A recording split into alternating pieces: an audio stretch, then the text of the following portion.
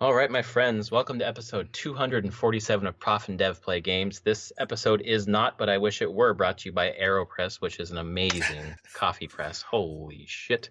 I'm glad you enjoy it. Oh my God, it's clean. It just pushes, like the air pushes the water through the filter, and it's just like, oh, so tasty. Yeah. Oh, I love it. He is the dev at Summer Speak on Twitter, and I am the professor at Prof Plays Games on Twitter. And I've just recently gotten into coffee, and Anthony was kind enough to tell me what he makes his coffee in, because I was using Starbucks Instant, which isn't as bad as it sounds, and I switched over to pour over when I ran out of Instant, and the pour over was terrible. Same coffee in the AeroPress, man. It's super tasty. So. Yeah. Pour over is hard to get right, I would honestly say, and then the individual mug pour overs are even harder. Yeah, that's what I have. It's just hard to get it so that it spends enough time with the grounds to get a strong taste. I've had good pour over like Chemex, which are much bigger pour overs and definitely take more time working through the whole thing. But usually a person's not going to drink a Chemex all themselves, although I know people that would, but I don't. So for years, I started on French press, was one of the first things I ever got, which is fine. It's strong, a little bit gritty near the bottom. Yep, that's my memory of it. It's fine, though. A little acidic. Yeah, and then I went with that was the first one I got at home. The first, I never drank coffee until a decade ago. It was someone at PopCap was like, here, you don't drink coffee? Let me make you this thing called vacuum pot. I'm like, what the fuck is vacuum pot? They're like, if you don't like coffee, you'll like this. They're right. I really liked it. I was like, holy shit, this is amazing. It gets rid of almost all the acidity. It's very bright cup of coffee. It's still really good. My tastes have changed over time. I like a little bit darker. Yeah, darker the better for me. But vacuum pot is a siphon pot. It's did I ever show it to you while you're up here? I make it every once in a while. You didn't drink coffee, so why would I do it? No. It makes a full bunch, and it's you have a reservoir at the bottom, that you put on a stove, and on top you have another container that's vacuum sealed onto the reservoir with a tube that sticks down into the reservoir. And the grounds are up top with a filter holding them there. And as you heat the water up, physics-wise, pressure pushes the water out of the reservoir into that upper area with the grounds.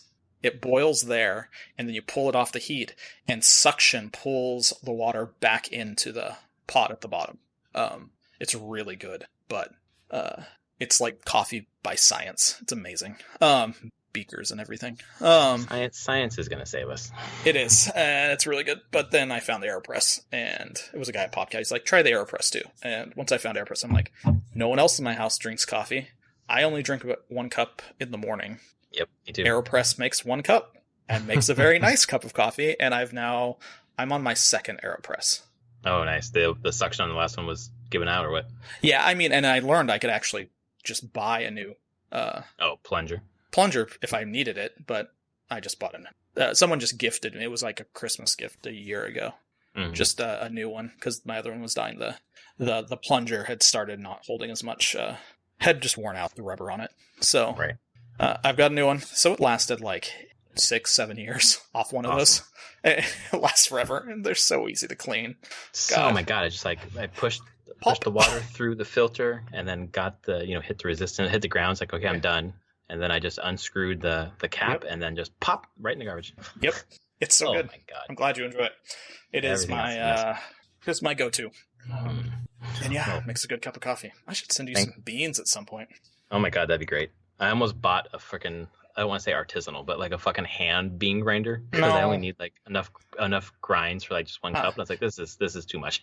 So you could get a crazy burr grinder. Like those, You don't need one of those. I just have one of the Krups blade grinders. Yeah. Just top load. I pour my scoop of beans into it, grind it. Yep. Done. You don't need anything fancy. No, absolutely not. I just use a bullet. I have a bullet that I use. I grind. Oh yeah, that totally a week's exactly worth of beans. what I have. Yeah. I just grind my beans each morning. Oh, nice. I can't do that because my daughter would freak the fuck out about how loud it is. So I have to do it when she's not home. Oh, that's funny. Yeah. She is really sensitive to noise. So, which we're exacerbating by allowing her to be sensitive to noise, but whatever. you're like, yeah, my kids are like, it is loud. And then they're just like, run into another room. Yeah. And go, ah. And we're like, it's either with that or the blender. They hit the blender too. But they also like smoothies, so the blender gets used. Exactly. So I don't know. That's well, the welcome life. to Prof and Dev Drink Coffee. I know. I could talk about coffee for a while. We delayed our recording one day, which I'm glad we did because there was some news that came out today. But today we're going to talk about EA Play. We're going to talk about the Smash Brothers Direct that happened today. We're going to talk about Cyberpunk being delayed again. Talk about Mixer dying. And probably some other odds and ends. So why don't we start with whatever tickles your fancy? What sounds good? Let's just get through the EA Play, where nothing was really announced. Good. God, it was so bad. I will say, from our group text, there are people who are not feeling the Greg Miller part. I thought that was maybe the best part, and that maybe is saying something. I thought it was okay. And I think weird, but... I just felt it was like, I've seen him do good stuff, and this was not him being, I didn't find it good at all. Like, compared to him on normal, I'm like, God, your jokes are terrible. Mm-hmm. Your cadence is terrible. What the hell is going on? Because I know you can do better than this. Yeah. Like, I like to chalk it up to like quarantine and whatever else, but you feel like you should have. I don't know. I feel like I'm like, did he write that? Or did someone else write it to him and then gave it to him? Someone else wrote that shit. That felt very much like someone else wrote these terrible jokes and I have to deliver them. I know, and I'm like, fuck. And I guess that's where I'm just like, just let him just be himself. If you want him, if you're looking for anyone to be a host for this, doesn't matter who they are, you obviously want them for their charisma. Let them do it themselves. Right. Have their voice. I mean, you give them guidelines of, hey, don't swear, don't keep it in these bounds, but just let them have their voice, because I guess that's the thing. It just didn't sound like him. No, it didn't. It did not at all. And it really bugs me. I'm just like, I know how you sound, and I can't stand you sounding like this. Like, right. But beyond, like, I do agree. That's probably the high point, because you expect them to announce anything. I have a page here. First, they open with Apex Legends. It's cool. You're going to show maybe what the next season is or something new coming to it. No, it's coming to Steam and Switch with crossplay. Yep. So that's cool, but it's good for that community who wants crossplay. Yeah. It just didn't feel like a big bring it to Switch is not a big deal. It just felt like I was like, oh, tease what the next season's going to be, or the next Legend, or anything like gameplay wise, and it just didn't really. Even though, they kind of have, because then the season 5 starts tomorrow, and that's the Lost Treasures, which they've teased. But so I was like, cool. Doesn't sound like you have a ton to say here, but all right. So yeah, not a lot there. Then they went to The Sims, which, man, I really applaud them for like what they were trying to do. Yeah, it just didn't land for me. They were basically saying like The Sims is an inclusive place where they weren't saying like racism and ableism and sexism doesn't exist, but it kind of felt like they were getting there. Users, I assume real users, were talking about their experience about basically kind of immersing themselves in The Sims and not really experiencing the discrimination they feel based on, whatever trait they have in real life that people feel bad about, or give them grief about or whatever. I mean, but the problem I have with that is that it basically came across as people don't make fun of me because I'm disabled, because in the game I'm not disabled. It's like, that's not really fixing the problem, guys. Yeah. And that's good for them that they can kind of have a space where they don't have to deal with that shit, but yeah, it doesn't seem to fix the problem.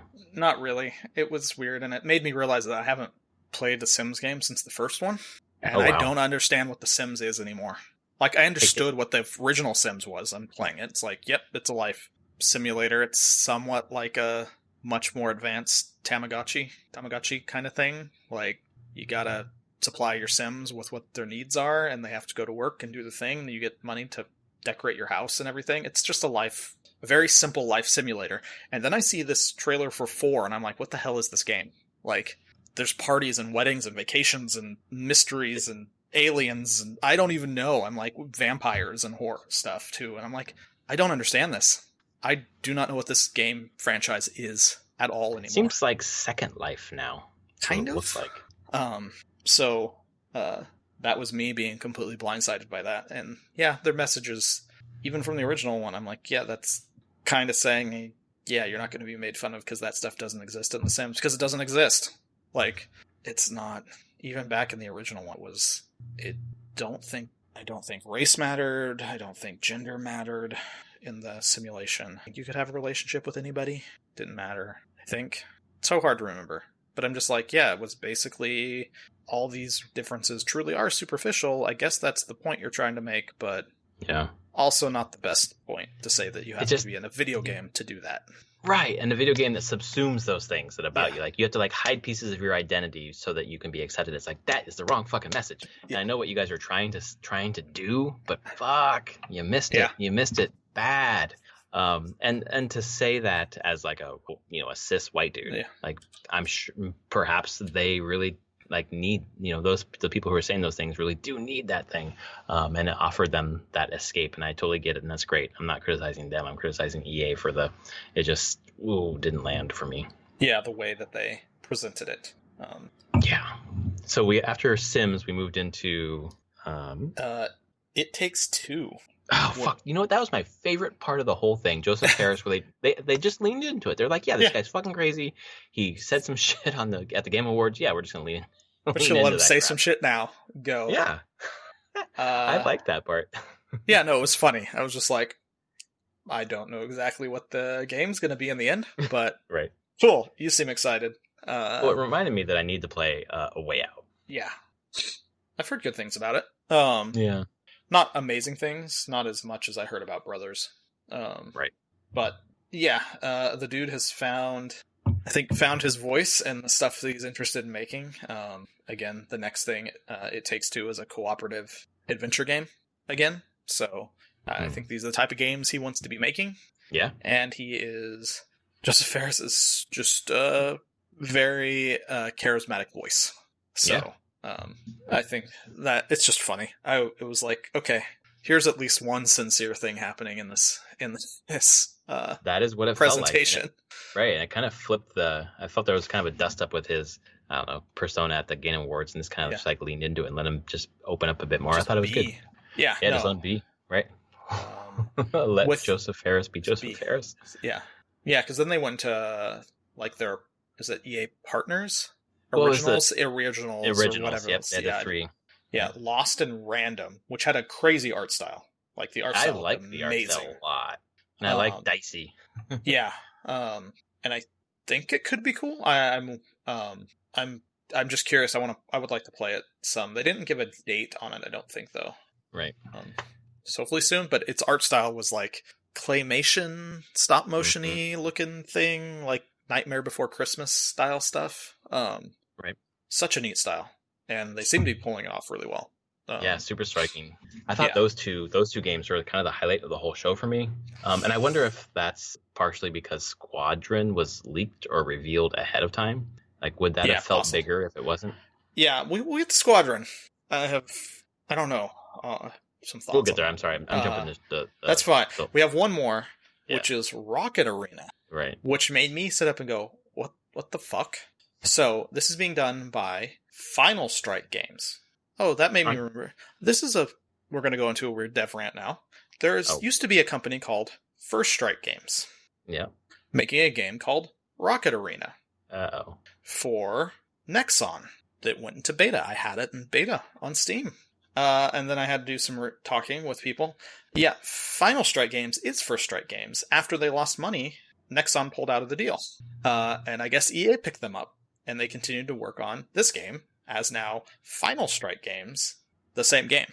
And I think the key thing here is it's somewhat... I mean, Rocket Arena is an old Quake term. There was a mod for Quake. Mm-hmm. Which is fine. I mean, everyone has rocket launchers. That's great. I don't know. I was just watching it and nothing really stands out with it in a lot of ways. Like, it looks like Overwatch with not as serious, more cartoony with rocket launchers. And in a space where there's a lot of competitive shooters right now, and especially third-person shooters, I'm just like, what makes this one completely stand out? Why would someone choose to play this as opposed to all the other competitive shooters on the market right now? That's why I think the mistake they had was that it's a $30 game. I thought it was free to play, not because it doesn't deserve to be a $30 price tag. I think they put a lot of work into it, probably, but it's at this point, exactly what you said. It's crowded. Like, you need to give people a reason to jump in, and it's not for $30. And that's one of the, I think, the reasons why Nexon year and a half ago, like pulled out and was like, we're not going to continue with this, is that they just didn't see it as a viable product in the market anymore. And there's good people there. I know a couple people that went through there. It must have been around the time when the game switched from First Strike games to Final Strike games. Must have been when they left or got laid off. I'm not sure on everyone's account there, but it's been a rocky road for this game to even see the light of day. So good on the team for actually getting something out, because shipping is a hell of a thing. But I do think at $30, I just don't know where this is going to go. I don't see where it lives in the market right now. I don't either. I totally agree. It's too crowded. Yeah. And then we get to Star Wars Squadrons, which looked fine to a point, but it definitely confused me with what I was seeing was actual gameplay at times. Mm-hmm. And is that because you think the tech is advanced that much? Or no, it's not tech. It's just how ships were flying around. Like how you're making hard banks or like complete reversals. I just couldn't tell how the game controlled. I'm like, okay, if I'm controlling this game, how do I see myself interacting with the input, a controller, joystick, keyboard, mouse, to do what they're doing in those demo reels? Like, is this what the game actually plays like? Is this mocked up sequences? It was hard for me to get a sense of what this would actually be when I'm actually playing it. Right. And so that's just where I came out of being like, I don't know. I like the old TIE Fighter and X-Wing games. I played a bunch of them, but this clearly is kind of that, but not. It's 5v5 multiplayer with a single player story, but it's a $40 game, so I don't expect that the single player is huge at that price point. Right. Okay, so it's a 5v5 squadron fighter, and it looks like there's missions to the 5v5. Like, it's not just dogfight. Like, it's your team versus them, but you have objectives potentially. But then I watch it and I'm like, okay, is it more actiony than Space Sim? And that's fine. But it just didn't tell me that. I came more confused on truly what this game was trying to be. Is it an actiony Star Wars flight game, or is it a more flight game? It read to me as actiony, but But then how do I control it? Am I on rails at all? You mean in terms of... Because parts of the trailer made me feel like if this is what they're going for, then it might just... I'm like, is some of this on rails? Because I don't know how you're selecting what you're targeting. Mm-hmm. There's no reticle on the screen. So it's all the shots are firing towards center, but then I'm like, is there like target tracking going on so that I'm like, oh, I'm targeting this guy on my screen, so all my shots will avoid other things flying around and go kind of target towards that. It just made me go, I don't know what this truly is, other than the VR aspect of it. Which and is it may only be VR? essential. I missed that No, part. it's not only VR. Okay. But you can play it in VR, which would probably be a lot of fun if you don't get sick. Right. So yeah, I mean, there are just parts of it that, like, there's just certain maneuvers that they were doing me question how you would actually play this. Different roles but staying on target, whole thing. I hate to take us off track here, but speaking of this topic, I have a game to give away. Oh. Brad, friend of the show, who was on last week, gave me a bunch of Steam codes, and one is for Elite Dangerous, which is a game where you have a ship in space. So I figured this would be a good segue to jump in here. And it's 4Q3AI IX9WR WCAG5. So hit that up in Steam, and thanks, Brad, for that code. So you walked away. It supports VR as well. Yeah, it does. That's right. I think I played that in VR. So you walked away from this as a Star Wars fan. I just want to know more. Yeah, I'm not like, oh God, what are you doing? It doesn't look like that. I'm just like, what is this game? Like, I really want to know. And that's the thing. I'm feeling like if this was an actual thing performed at EA, not EA, at a E3 EA event, there might be some actual like demos that people could be playing. Yeah. Like people would be able to play this on the show floor and at least get a sense of like, okay, this is what controls are like. This is what they're trying to do.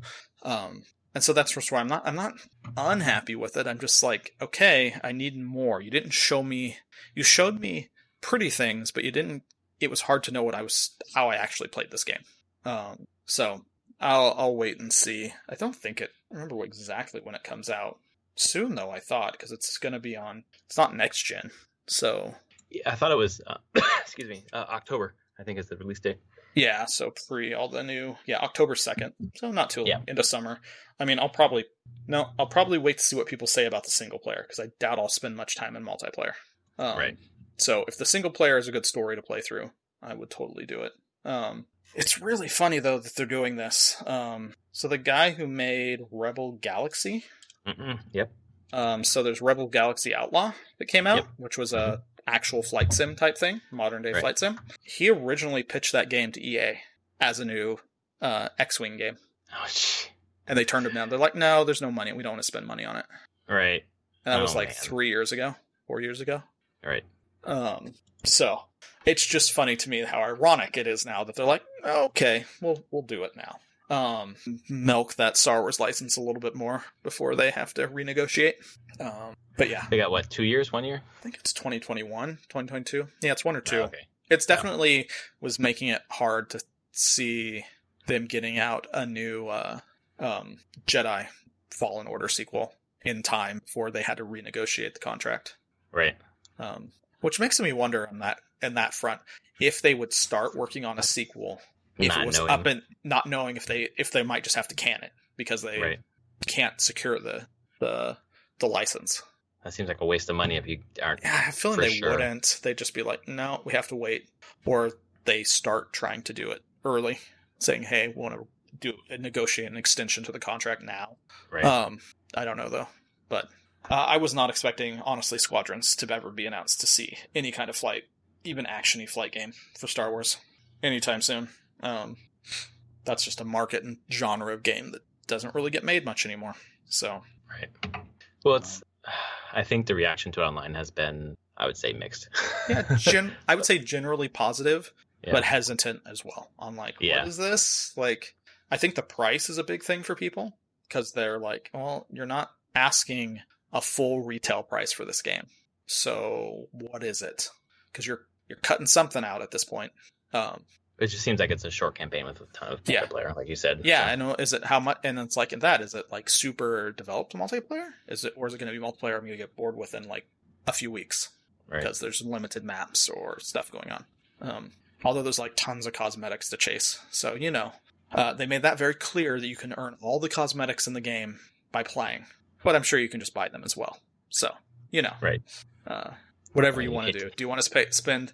Oh my god, it's going to come out and someone's going to do the thing that they did with, what was it, Battlefront 2, where they were like, yeah, you can earn everything if you play. And how many hours did you have to play? Like 7,000 or something? So many hours, exactly.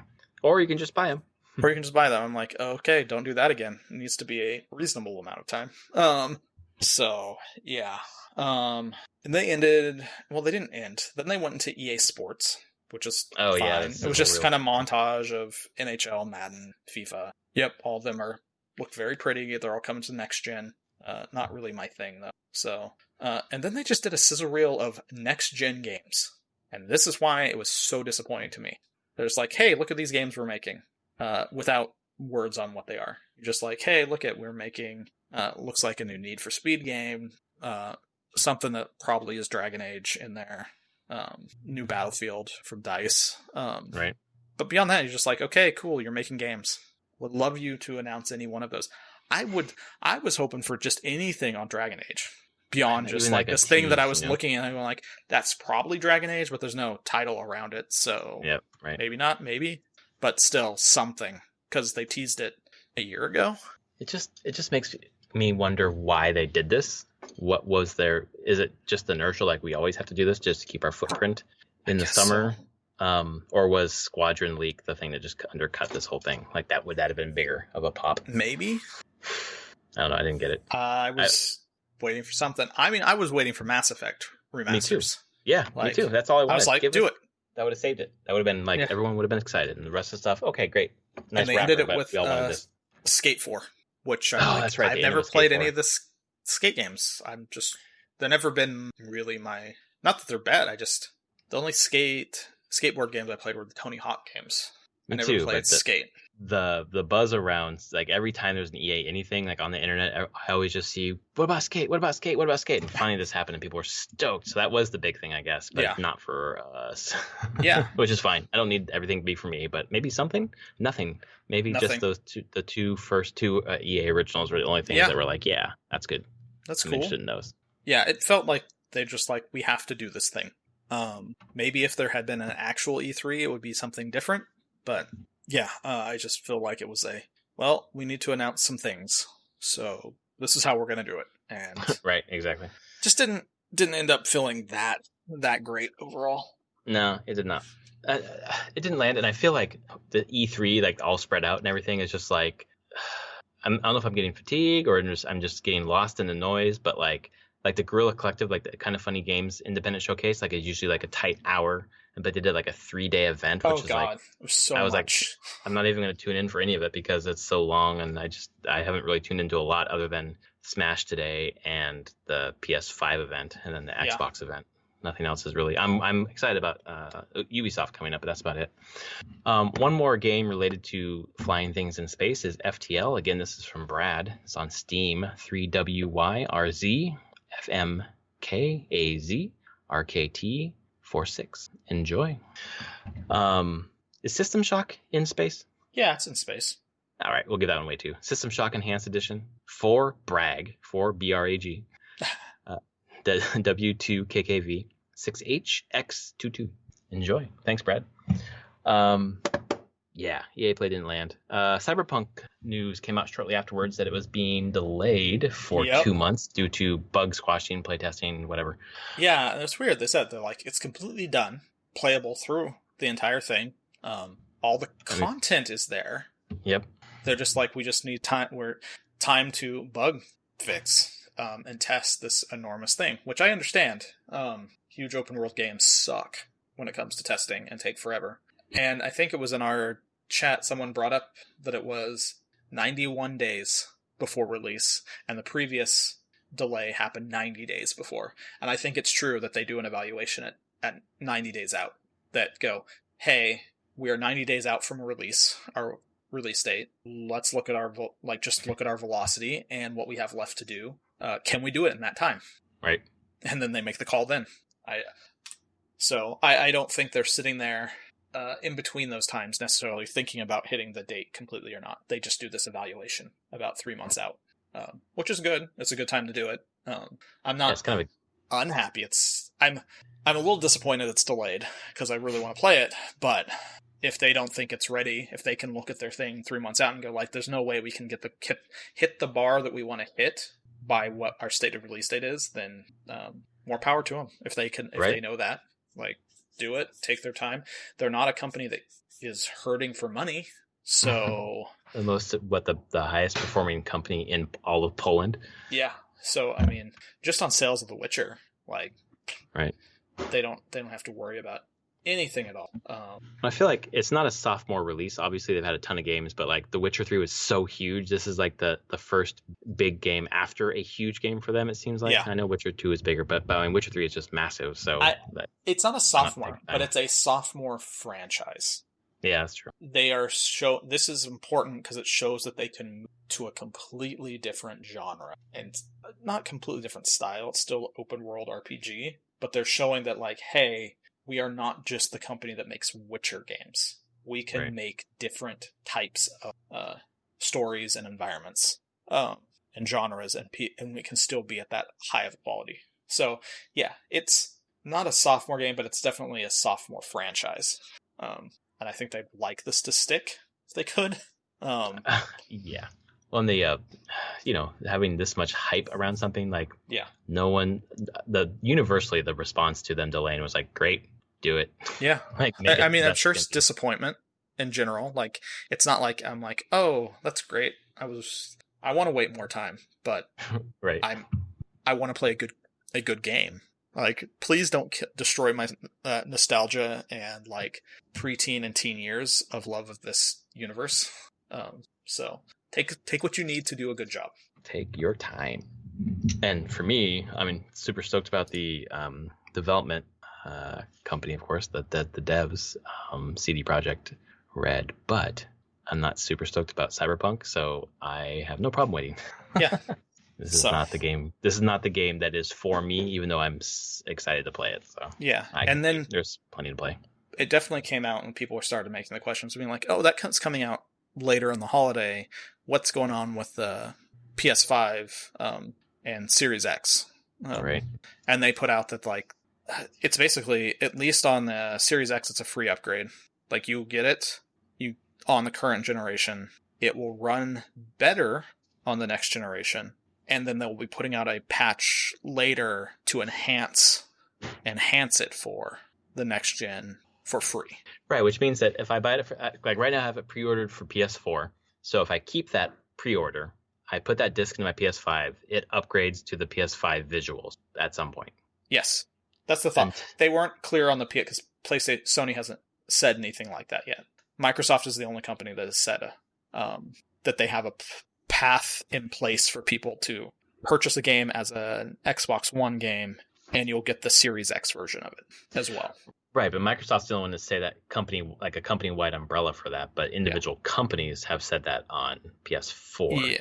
Yeah. For example, today, Avengers Square said you can do that. Yeah, so just Sony hasn't come out and said how they're doing it and allowing it. So Right, exactly. But it sounds like CD Projekt Red did say that. I read back again, and they didn't. Really? They said it generally, but they only specified Microsoft. Oh, okay. But they made it sound like it was going to be both in the end, but they called out Microsoft specifically. Huh. Okay.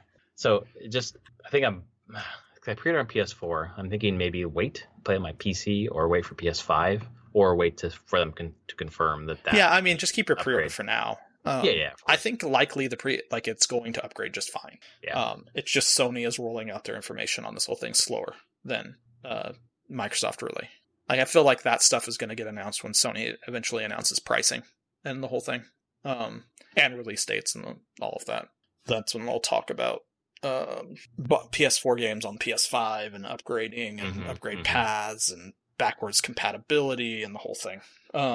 Because there's also talk of like just PS4 games in general running them on a PS5. You could potentially have things that give better frame rates and stuff like that. Right. So I think that's just up in the air. I'm not canceling my PS4 pre-order or anything right now. But I do have it coming for PC and PS4. So, so you can play it anywhere you want. Yeah. So even if they don't upgrade it, if I play that game as a PS4 game on my PS5, I should be able to benefit from load times at least? Something, yeah. I would think. Yeah. But I don't know exactly. Yeah. Well, tell me everything you know. Wait and see. Yeah. Other news this weekend. Anything before Smash? I didn't see anything before Smash. All right. Well, there's a Smash Direct. I guess they didn't call it Direct, but it's the Direct about Smash this morning. The ARMS character was Min Min. I don't know much about Smash, but Smash. I don't know much about ARMS, but when I think ARMS, I think Spring Man and Ribbon Girl, and that's not who's in it. It's Min Min. And the director of ARMS basically said they're all protagonists, and I like Min Min, so put her in it. Yeah. It was either that or Ninjara, and Ninjara is a Mii fighter costume now.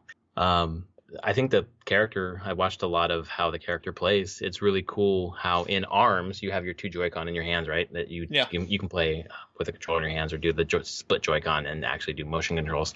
But your right arm controls the right arm of the character and left arm, etc. So A controls one arm of the character and B controls the other arm of the character. Yep. So you can do them independently, and that's pretty cool. It's just so much detail. You can bend them, you can angle them. I saw that. Like, you can control the punch after it's left and arc it up or arc it down, up or down. Like, again, every time they announce new characters, all these DLC characters seem to have just crazy mechanics. They're definitely not something special, resting on their laurels here on what a Smash Brothers character fighter should be. They're like, no, we're going to try something crazy that fits with the theme of the game that the character comes from. Right. So yeah, I mean, I don't know ARMS at all, but it looked pretty cool. I was that was the crazy thing. The crazy thing where you can like send both arms out in different directions. Yep, you send one to the left, one to the right, which is so cool if you're playing more than one character.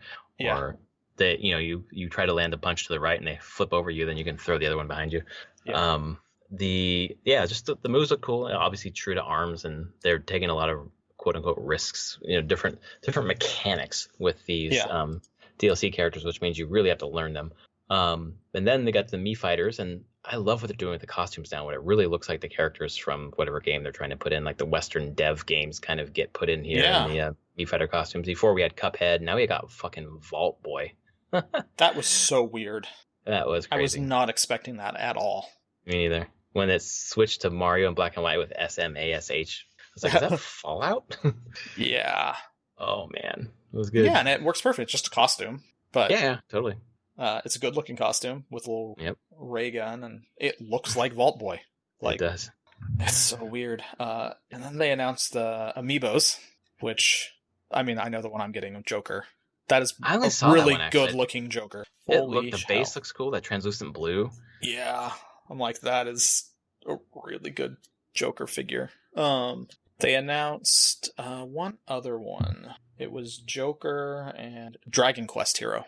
Oh, okay. I didn't see that. Yep, those are the two announced. I have no clue when you can pre-order them. I want to pre-order them, but I can't find them right now. So, I need that Joker amiibo like right now.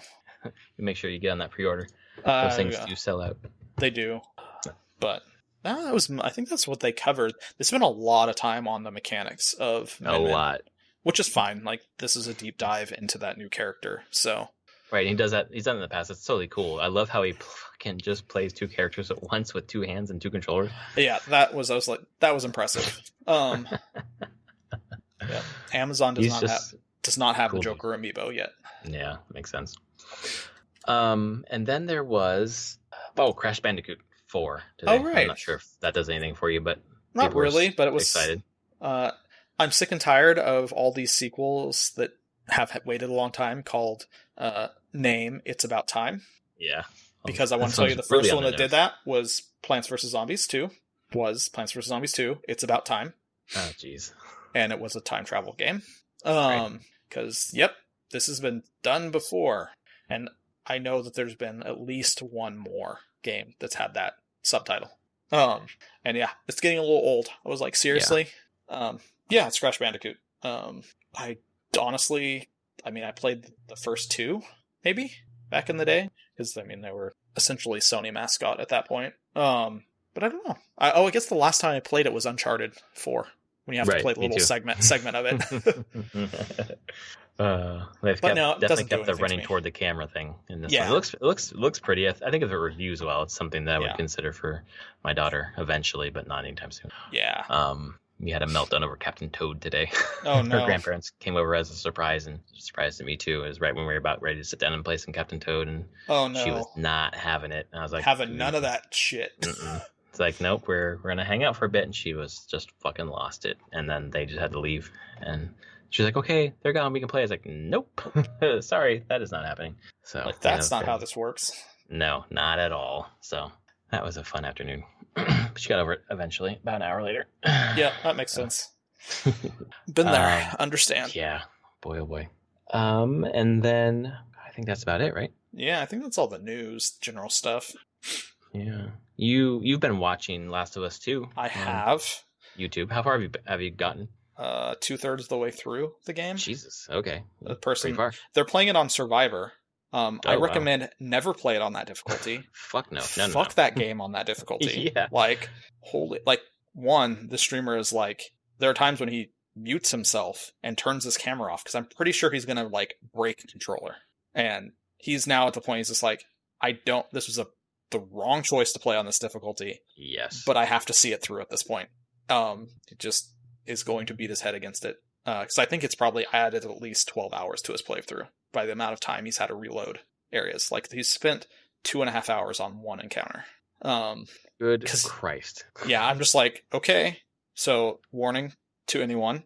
Only if you want to hurt yourself, play on that difficulty. Only if you want to hurt yourself. That's how it was with the first game, and even the Uncharted or whatever. but especially the Last of Us, like Survivor, like I think wasn't it Grounded or is it called Survivor in this one?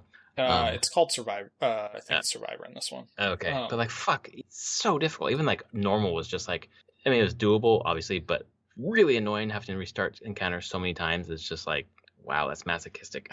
Yeah, it is crazy to watch, but I've watched. I will never. I knew I'd never be able to play this game ever. Like just emotionally, mentally be able to handle playing this game. And I'm right, watching it, I'm like, no way. I can watch someone stream it, and there are still times when I need to like mute and minimize my window.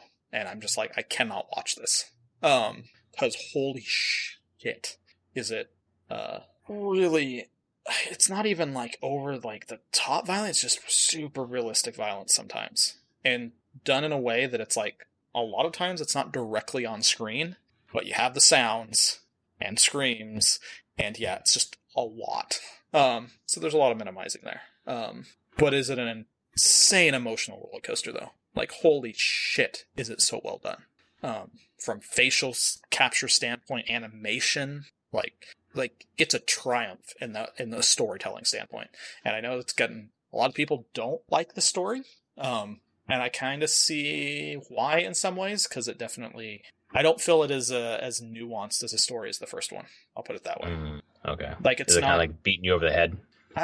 kind of, but it's also not going like the themes that it's diving into aren't as nuanced of themes.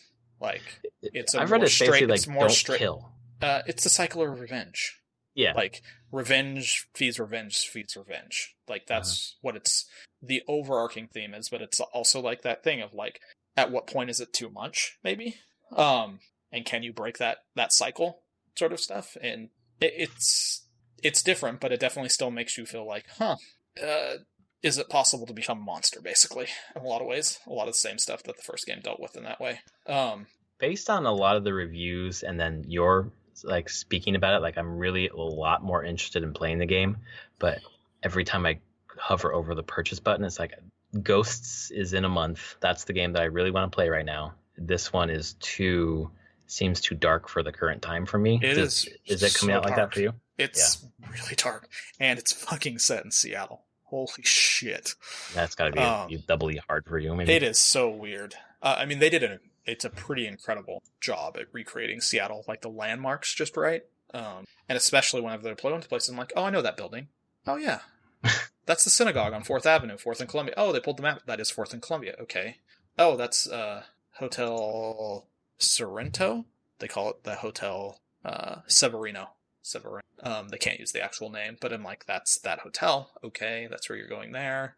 Oh, that's the Ferris wheel. That's the aquarium. That's downtown. Like, oh, you're up on Capitol Hill. Like, I'm like, oh, go to Chaz. I don't know. It was funny. I was like, huh, okay.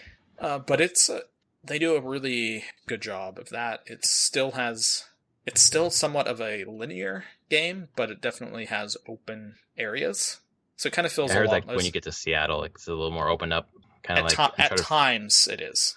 Not everything. Like it still feels like it's a somewhat of a mission-based game, except like you first get there and you're doing some like open world problem solving, exploring, and then maybe you'll go into a mission that's much more linear. Like you're getting to this building. Once you're in this building, it's going to be like one linear encounter. Set of encounters till the end. And there's no backing out of it. Like it's just kind of this mix. I think it's probably one of the Naughty Dog's best jobs of being like, hey, this is still a linear story game, but it feels like you're exploring too. Yeah.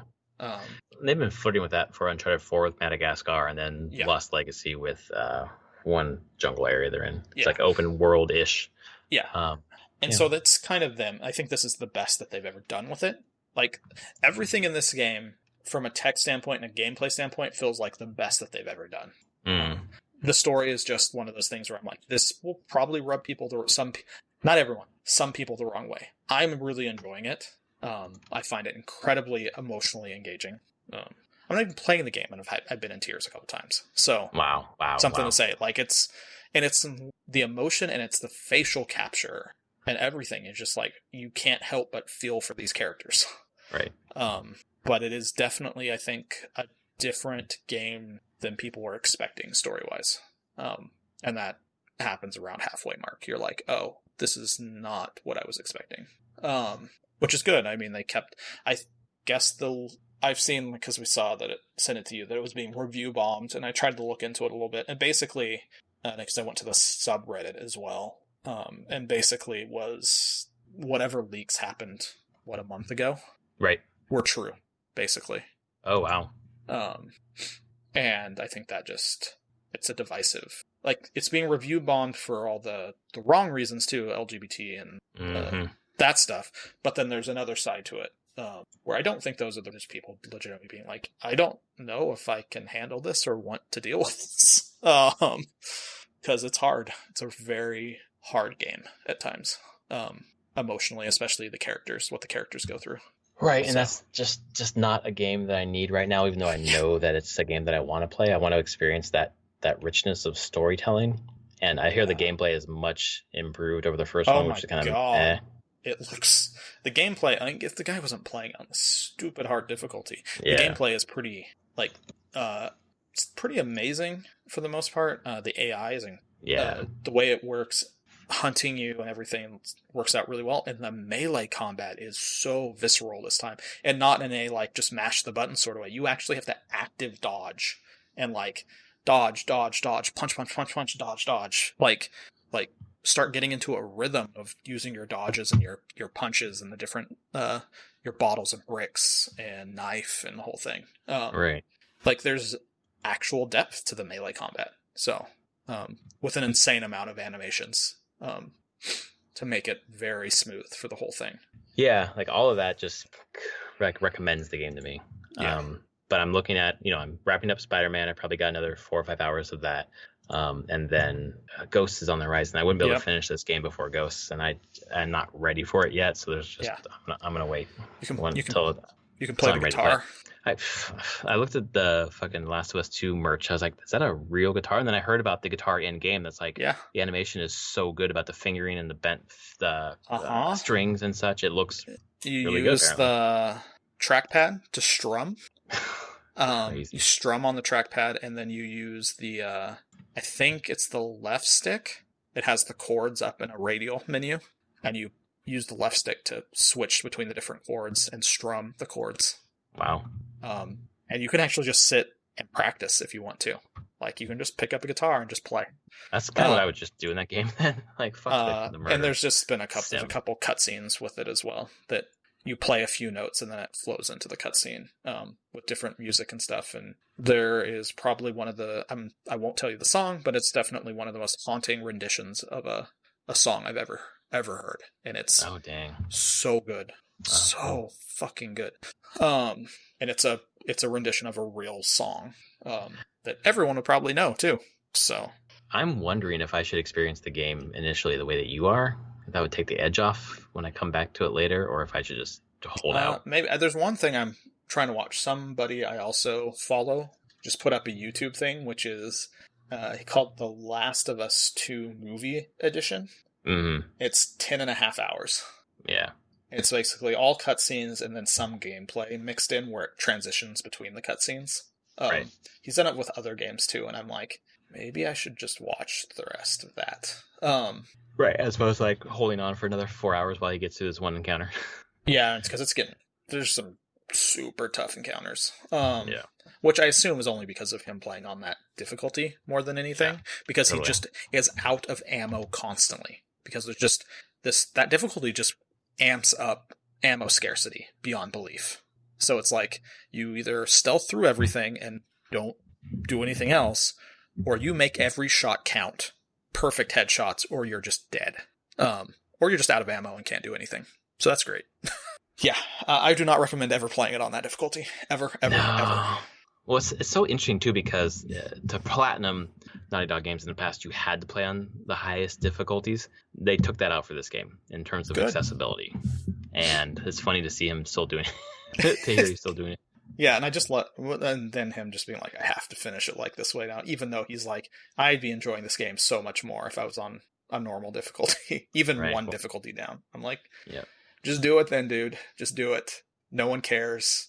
But I understand whenever you set it out as a goal for yourself, you're I'm going to make it through this. So Right. he hopes to finish it by Wednesday, I think. I think he's going to probably do more tomorrow and Wednesday and hope to be done with it. But then his take on it, he's having a great time with it. I think the only thing he said is, and he thinks it's because he is playing on this difficulty, is that it's too long. Oh, yeah. Like, how many hours is he up to now? If one counter is 2.5 hours. Yeah, I mean, he's well in past 25 at this point, maybe more. Right. And it's like, it's supposed to be between a 25 to 30 hour game. And he's probably going to finish it at like 35 to 40 because of the time of dying and stuff. And I think that's just padding it, making it feel like, oh my God, this is a slog, and it's not it just screws the pacing up a ton. Right. So, yep. Because it is a much longer game than the first game. I'll give you that. Right. It was like the first one was like 12 hours, I think. Yeah. 12. Yeah, this is like twice that long. Yep. Nah, not right now. I'm glad you're fighting a good fight though to let us know. Yeah, I want to like I just know I will never be able to play it. I knew that from the start. Like I couldn't play the first one. I just watched a video through the entire first one.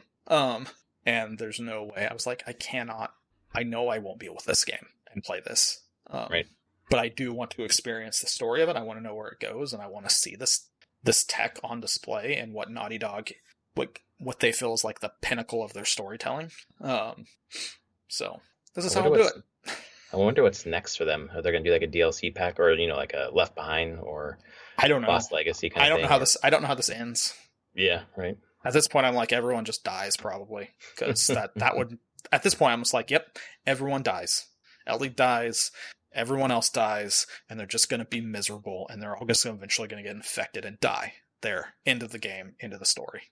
Well, if that's true, and they've kind of effectively ended Nathan Drake's story, like I don't know if that's the end, but I definitely am like, it's so bleak that I'm like, I don't know where this ends up at this point. It could just end up in complete and utter destruction.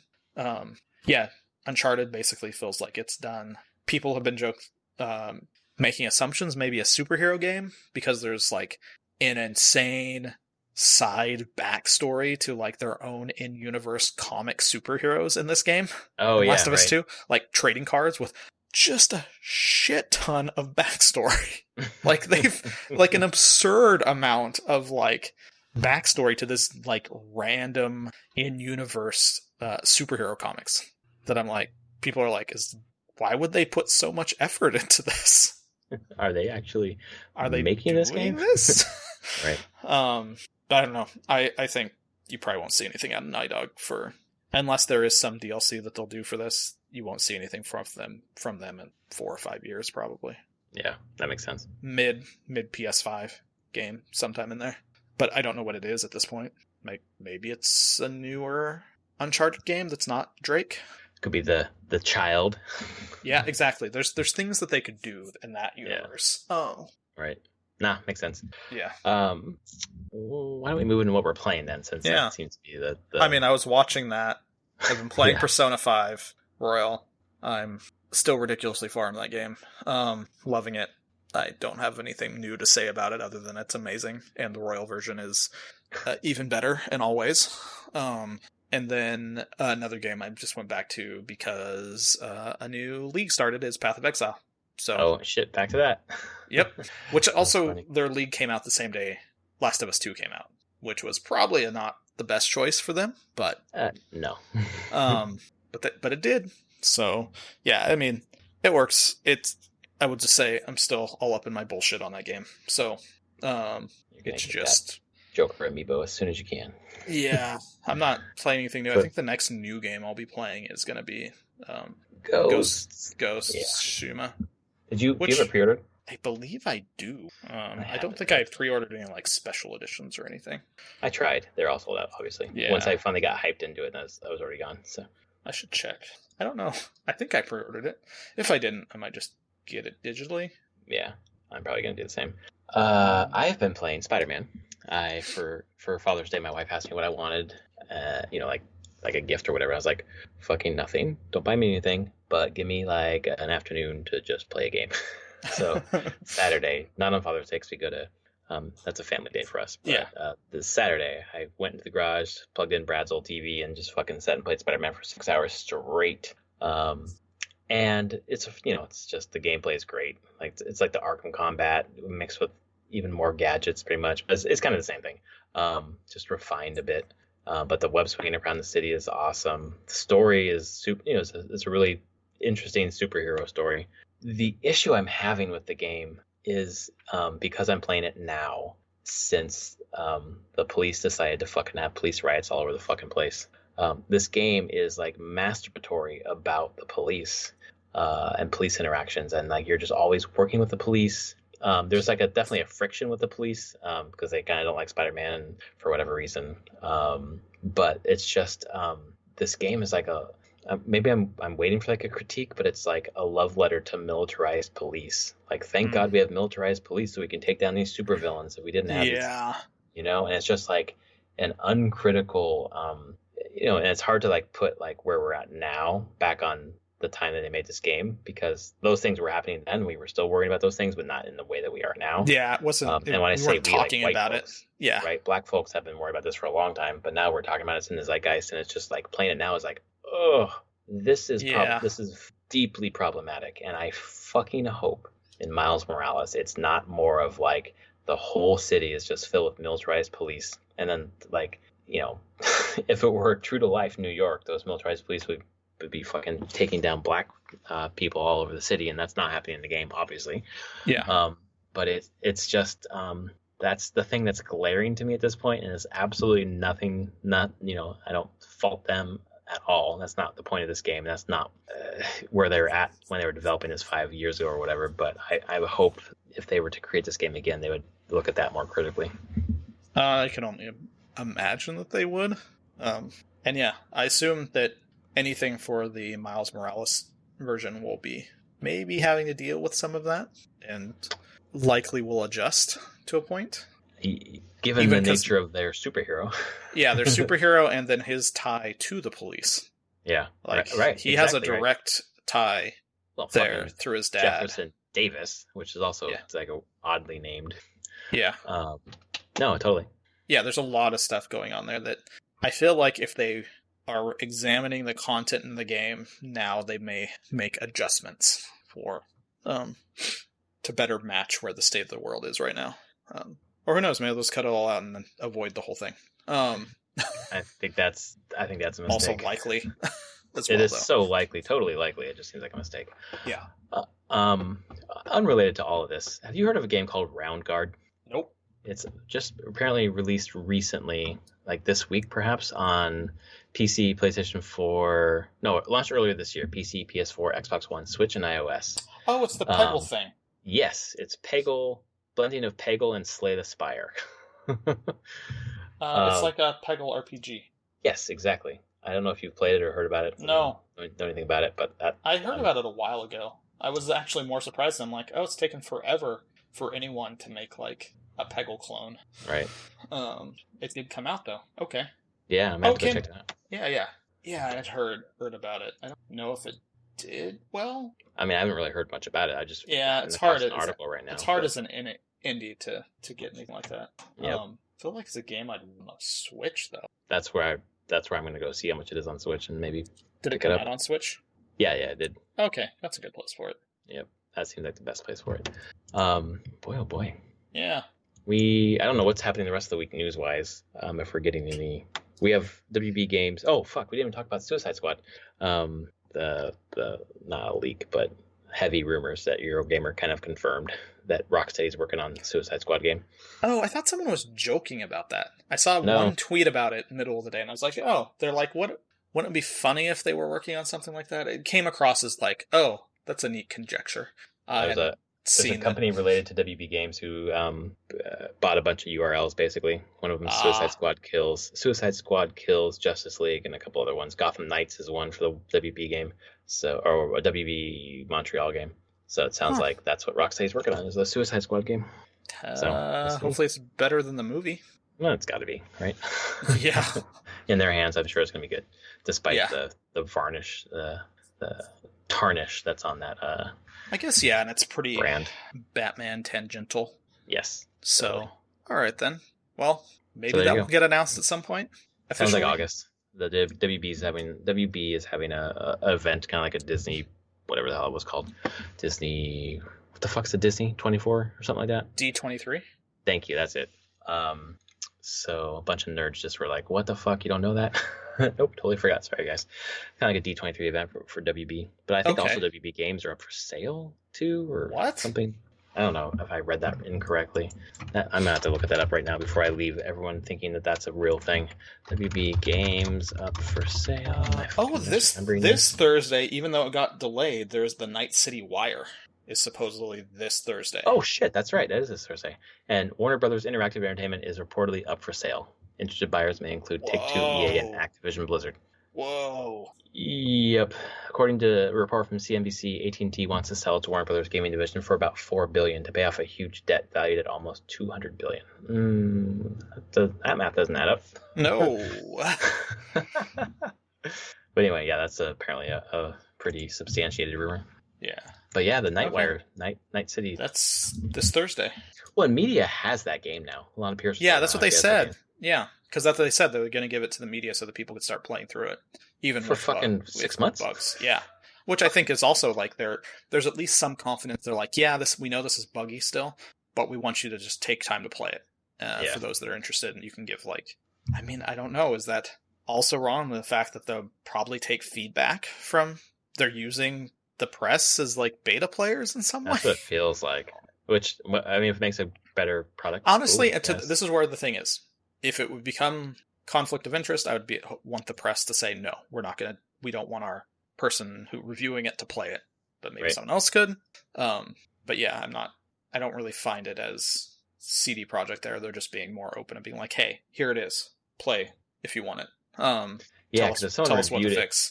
Someone played it right now, and then they suggested a fix, and they put that fix in. You'd be like, "Whoa, I made part of the game slightly. What my feedback helped, or whatever," and they'd be a little more glowing. Yeah, you could get some bias there, or at least it could look like bias. You don't ideally wouldn't want that, although it's just a game review, so whatever. That's right. No. We had a whole Gamersgate about this thing, ethics in journalism. Okay. Yeah, it's still enthusiast news. I know. A lot less truly worried about the ethics and that stuff, as much as ethics and politics and world policing. Yeah, there's a lot of other places where I'm like, I really would love journalism to have more ethics in certain areas. It's not all journalists are not the same to me, and news coverage is not the same to me. The person reporting on that the next AMD CPUs are, I don't care. Yep. But it makes them feel like they're alive. Oh, man. Yeah. What a week. If we had recorded last night, we would have had not nearly as much news. I know. We would have just been talking about EA Play. Oh, Jesus Christ. Well, thanks for joining us for episode 247 of Prof and Dev Play Games. Thank God it wasn't just about EA Play, because that would have been a very short podcast. Enjoy those codes from Brad. If you, I was going to give you his Twitter handle, but I forgot what it is, so maybe I'll tell you next week. But thanks, Brad, for the codes, and everyone will see you next week. All right. Later, everyone.